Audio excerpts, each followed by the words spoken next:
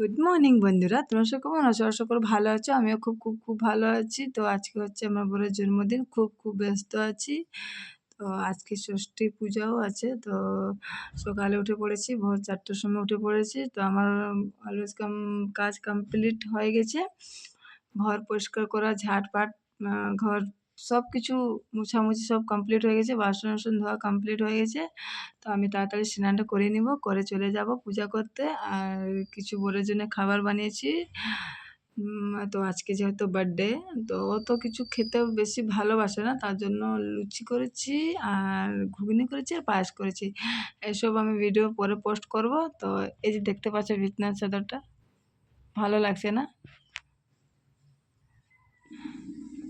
এটা হচ্ছে আমার দিদি আমাকে কিনে দিয়েছে। 3-4 দিন আগে এসেছিলো ফেরিওয়ালা নিয়ে, তো ওনার কাছ থেকে কিনে দিয়েছে। কিন্তু চাদরটা নিয়েছে কম, 150 টাকা নিয়েছে। আসলে কি বলতো, এটা হাফ, দেখতে পাচ্ছ হাফ, মানে পুরো বেডে আমার হচ্ছে না, অর্ধেক হচ্ছে আর অর্ধেক ওই যে চাদরটা মিলিয়েছি।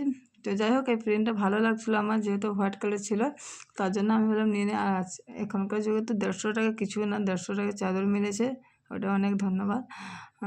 এমনিতেই একটা গামছা নিতে গেলে 70-80 টাকা নিচ্ছে, আর চাদর মিলেছে। দেখা যাক কতদিন টিকে চাদরটা। তো চলো তাহলে, টাটা, বাই বাই। 12টার সময় আমি আমার বরকে উইশ করেছি, আবার সারাদিনটা বাকি আছে, দেখি কি হয় কি না। Tata, bye bye.